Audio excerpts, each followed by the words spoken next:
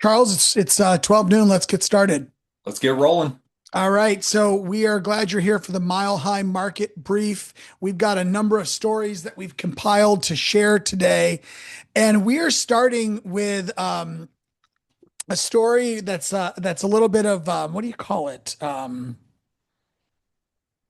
What do you call it? It's like industry fiction, right? 71% of agents did zero deals. So every year, um, the internet of the realtor Facebook world goes crazy with the posts that I'm not like the 71% of agents that did zero deals.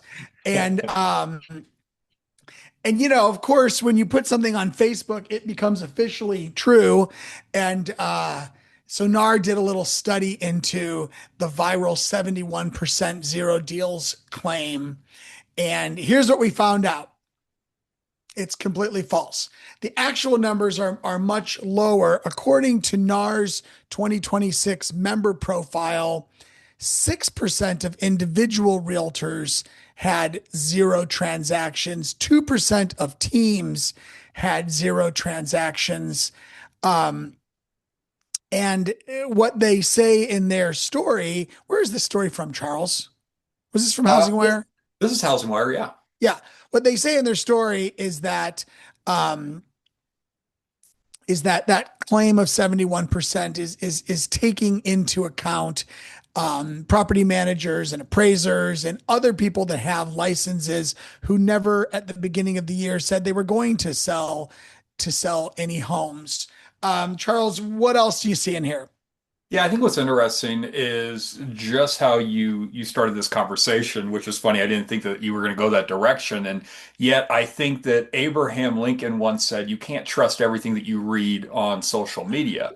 And so when we're going through and we're looking at this, I think that's absolutely important. Like, firstly, to be that real estate economist of choice, guys, this just shows you that people are looking at Instagram, they're looking at Facebook, they're looking at TikTok, and that's where they're getting their news from. And so Yeah. this should just be a clear indicator for every last one of us that we should be on social media and making sure that we're putting out the right news for our consumers and looking at this like we're looking at these numbers, and to your point, Russ, like this is also showing the people that said, I'm gonna go get my real estate license and start doing fix and flips, or I'm gonna go get my license because I'm bored, and they never do anything with it. And Right. you're absolutely right. This is non-professional real estate agents that was getting this survey, not people who have raised their hands that are making this a career to take care of their families. Yeah. And I think the other interesting point is like, if you as a realtor think that posting that 71% of our people in our industry do nothing, if you think that helps you sell more homes, then you probably ought to really um, think again. Because like saying that our industry is filled with people that don't do anything, it doesn't make you look better. Yeah. Uh, by the way, I think the 6% number here is probably not true either. I say that as a brokerage owner or an owner of multiple brokerages. Like that number doesn't make any sense to me either. But I think the real number is somewhere between the 6% and the 71. Yeah. Here- Here's maybe the more important thing from this story in Housing Wire. 91% of sellers decided to use an agent in 2025, and 88% of buyers chose to use an agent in 2025. And most importantly, those two numbers are up than 10 years ago. So, we wake up every day wondering, I think, how much AI is going to take away our industry.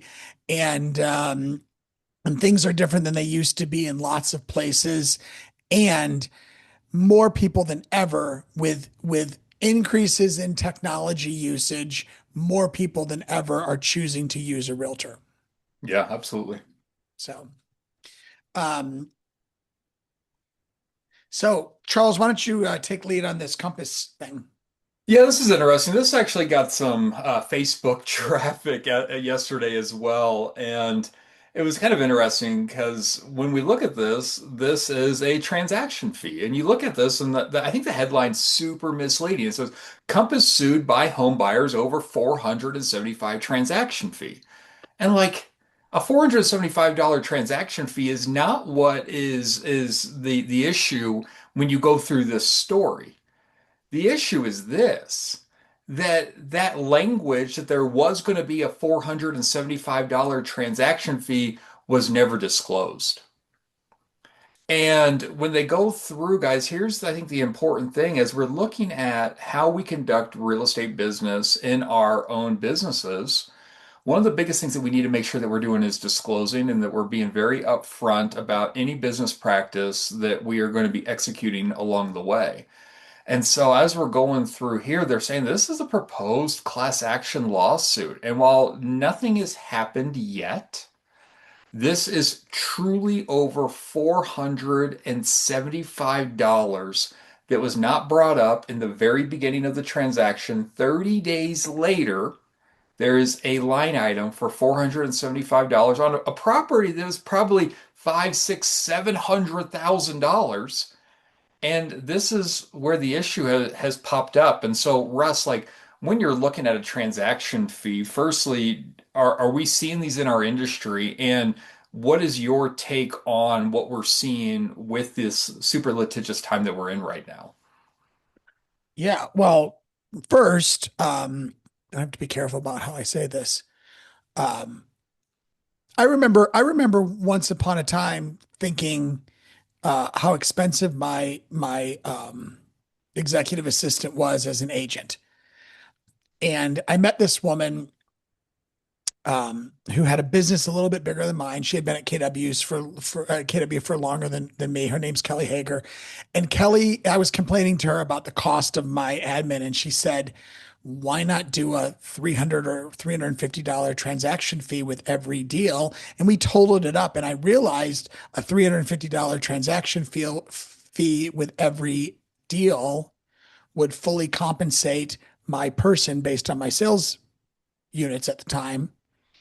And so I started properly disclosing and collecting. And what I learned in that process was that nobody pushed back. I mean, literally, in years of doing it, nobody ever pushed back on that.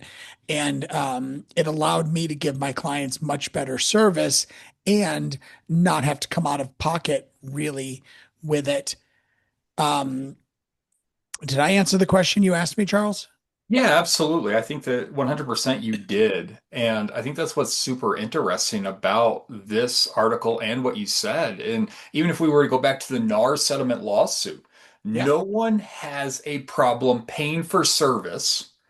We just have to disclose up front, and it all works itself out.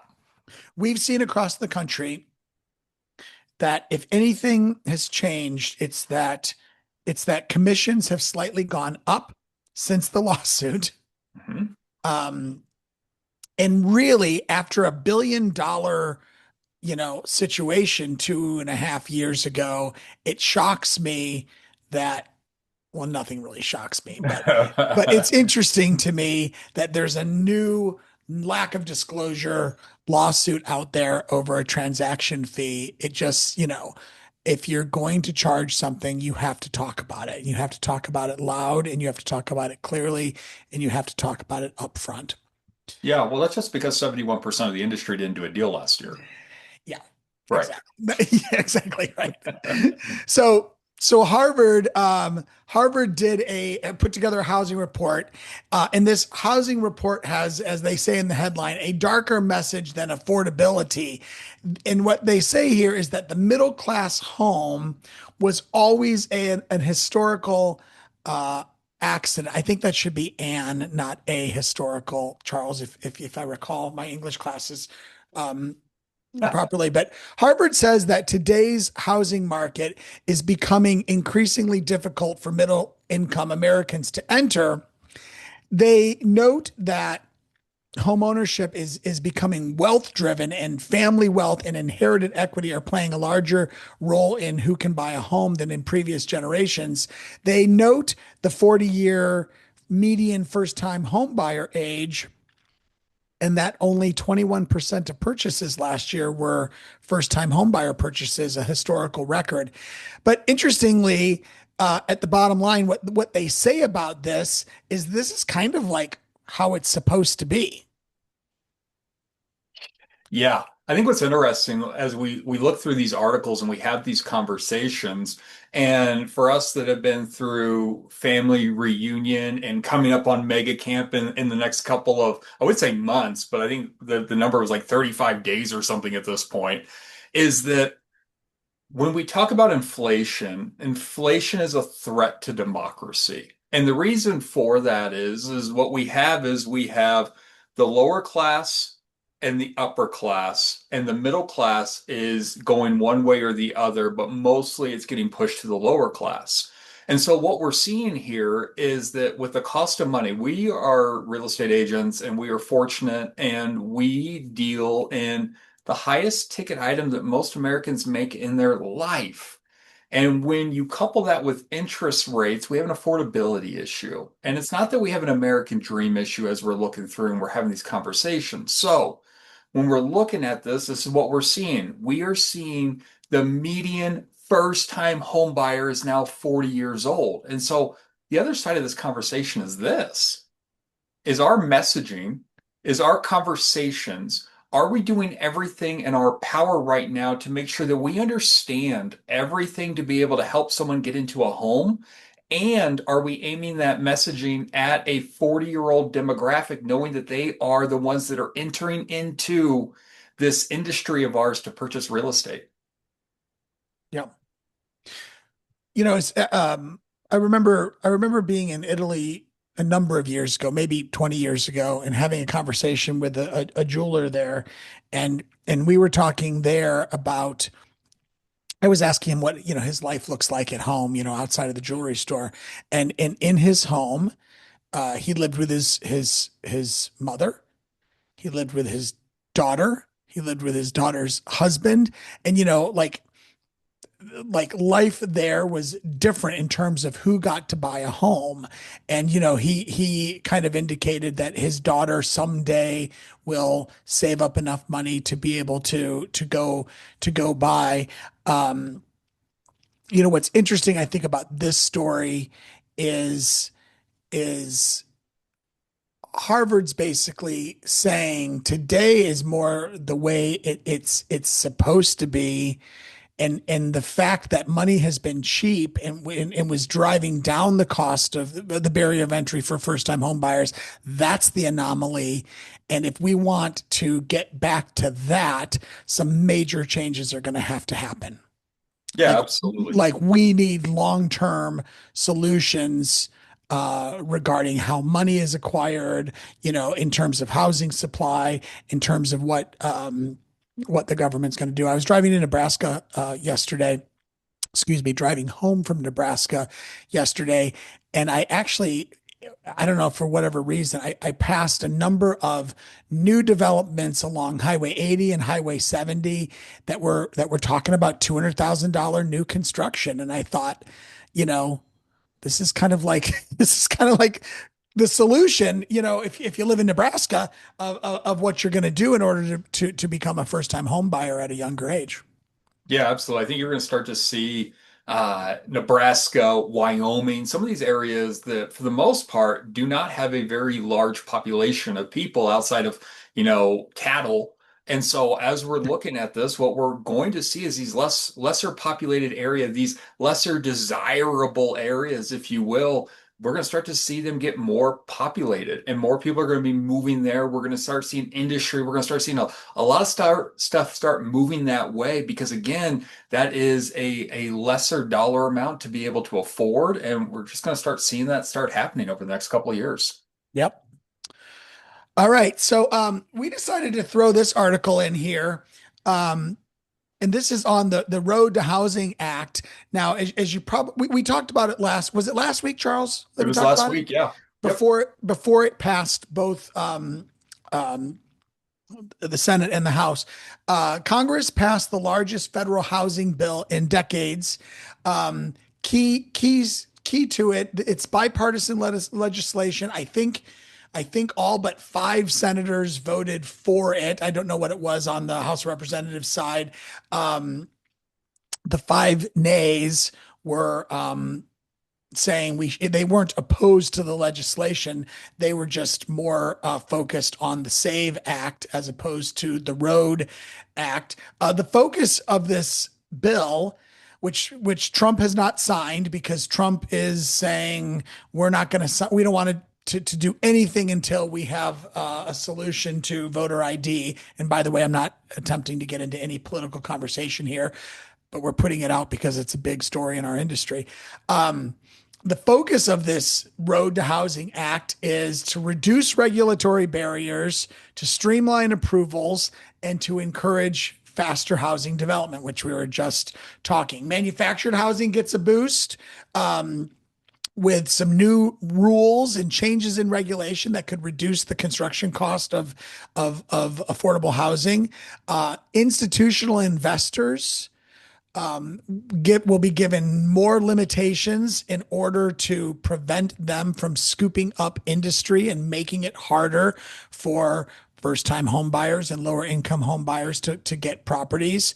And then communities are being rewarded in this for building. So federal incentives to help cities and states increase their housing. Charles, what's your blank here? Yeah, I think that as we looked at this, we talked about this last week, that this does not lock in mortgage rates. This does not help us with getting more people employed into the housing sectors. This does not fix the cost of lumber, and it doesn't do local zoning. But what it's going to do is it's going to look at some building practices. It's going to be able to push go a lot quicker on some things for us.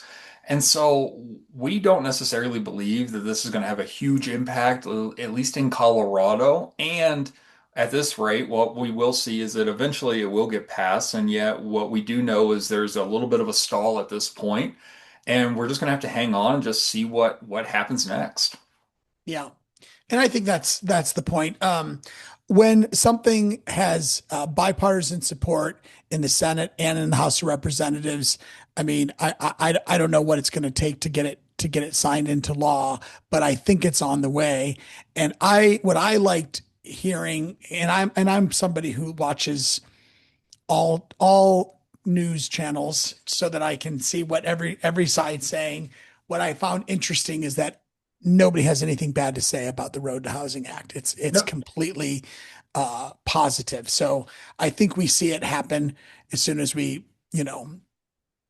And no one will, right, Russ? Like, as we're going Yeah, through and we're looking at this is going to be on every political candidate's docket from here until forever at this point. yeah, We're going to be talking about housing because every American can get behind that the cost of housing is unattainable at this point, and we have an affordability issue. And who yep, can't get behind a let's get this housing more affordable? Everyone, I don't care if you're a Republican or a Democrat, can get behind that message. absolutely. So, Charles, you picked an article from Housing Wire about housing surviving the Iran conflict. What did you see in here? Yeah, so this is the Logan Motoshami, right, guys? We go through this every week and we look at just what Logan's looking at. And so as we're going through, this is what's interesting. And we're going to probably have this conversation from now until who knows when. And what we're looking at is this. We are looking at interest rates are not going down very quickly, right? We are seeing interest rates pretty much hovering. And if it's not one thing, it's another. And the most recent thing that has been the conversation that we've been having is this conflict in Iran, right? No one had war going into 2025 as something that or 2026 that we expected. And one of the things that this has done is it has increased the cost of oil. And with the increased cost of oil, we've seen goods go up because everything takes oil to be able to get it out to us. With that being said, we're seeing pending homes go up. We're seeing purchase mortgage application data go up. We are not seeing a huge downfall of people raising their hands wanting to buy real estate. And we believe that this is the reason why. Since 2022, at least the second half, when we saw interest rates skyrocket as quickly as they did, and they stayed elevated, we just kept hearing news stories about Airbnb bust, the housing crash, the silver tsunami. Insert whatever here, and it never happened. And right now, we're seeing all these Americans that have sat on the sideline waiting for something to happen, for nothing to happen. They're finally having to move because life has happened.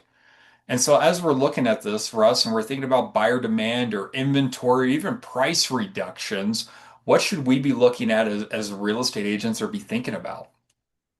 Yeah, I think that we have to remember that despite what the news might try to say about how we should be feeling about our industry or about the market, people still need to buy homes.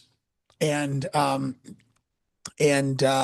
right now, I mean, I don't know what we're on pace for anymore because I kind of get lost in the numbers a little bit. I think we're saying 4.1 million sales, something like that, 4.2 million. It depends who you ask, but there's a baseline number of sales around 4 million that are going to happen every year, no matter what. And I don't think it matters too much what's going on around the globe. That's going to just happen. And so, what our job is to find the people who are having to move, um, even when conditions are less than optimal. Life doesn't pause for a you headline, you Right. know. So, And that's what's interesting, right, Russ? Like when we're going through and we're thinking about 2021, it was really go walk into insert wherever you frequent regularly and go have a conversation with someone, mention real estate, and you're going to go find a buyer and or a seller because money was free. And yet that was an anomaly that we all just got used to, just like our clients looking back at 2021 on what their neighbor's home sold for. So we just got to get back to the basics. We need to go find them motivated. We need to have as many conversations as possible to be in emotional proximity to people. So when they're thinking about transacting business because life happened, they're thinking about us. And that's the cool part about this industry. yep, stay in front. All right. So, I think this is our last slide, Charles. Nope, maybe there's one more. Why we aren't building more homes. Demand, not supply, is the biggest issue. Builders are ready to build, but there aren't enough qualified buyers to justify ramping up construction. So, we saw in May new home sales uh, fell 7.3% from April and 6.8% from the previous May. So builders as a move are using incentives to keep sales moving. They're buying down rates. They're giving away refrigerators. I had one of those recently. Without these incentives, sales could be weaker. And we note that builders are being cautious. I mean, they're afraid of getting stuck with a ton of inventory sitting on the market. And remember, builders have a bigger they've got boards to answer to, and they've got more um they've got more to lose than the average consumer that says, yeah, things aren't optimal, but I'm going to just do it anyway. What else do you see here, Charles? Yeah, I think what's interesting is we look at this headline and we're thinking to ourselves, oh no, there's plenty of people who would go buy a house. And yet here's the thing. These guys are a for-profit company. They're not the March of Dimes, right? They're not a charity. And so what do they have to do? To Russ's point, they have people that they have to answer to. They have shareholders. Well, what do their shareholders want? They want a return on their money. They want a better return on their money investing in them than they could in XYZ company. And so how do they do that? Well, they keep the spigot turned as low as they can to have just enough inventory being pushed through so that they can keep their profit lines as high as they possibly can, even when we're in a slower market. And so this is what we're seeing because we know that if you don't know history, you're doomed to repeat it. So we think about when we had the great housing recession and what happened. Builders got caught holding the bag. They were building and they were building, and if we build it, they will come was the mentality. And then what happened? They built and no one was coming anymore. And so they had all of this inventory that they were sitting on. They're not going to make that same mistake twice. And so that's what we're experiencing right now. Yeah. I look at the area where I live and the builders there is one prominent builder in Metro St. Louis, Missouri who's from before 2008. Everyone Yeah. else is new. Because they got so screwed in the Great Recession. You can see it here in this all employees residential building construction. I mean, look at that, that unbelievable drop in employment in one industry. Um, it was just a crushing situation. Our last slide is about pendings and median days to pending trending upward. The typical US home went pending in 18 days in May. It's up 6 days from the height, excuse me, up from 6 days in the height of May 2022. Um, Buyers, therefore, are gaining leverage. By the way, 18 days isn't a long, No. a large pending, but it is a significant change. It's up threefold since the best market ever. Buyers are having a little bit more time to compare homes, to negotiate price, and to ask for concessions. And of Yeah. course, like everything, this isn't a national story. I mean, this is a national number, but the story is different from, in different places. We are seeing bigger slowdowns in places like Florida, Texas, Tennessee, uh, Colorado, um, where the Midwest and the Northeast remain really competitive. Right. Like when we look at this, everyone, we think about a normal housing market. Well, our last normal housing market was 2019. So if we were to go back all the way to the beginning of this chart, we can see that 20 days was the days on market. We're less than that. So when we Yeah. think of a normal housing market being 2019, we're still beating that market. And so again, we like to live in 2020, 2021 because why not? And we look, well, wow, it's more than double that point of time that we were living in. And yet when we're going through here, the conversation is this. We need to be making sure that our buyers and our sellers are educated, that we are seeing more days on market. This is not a phenomenon. This is something to where this is just normal. We haven't been in a normal market since 2019. And so, what should we be doing as real estate agents? Well, as a listing agent, we should be sitting on our open houses knowing that we're going to get more traffic. It's taking more times. We can get into more relationships with more people.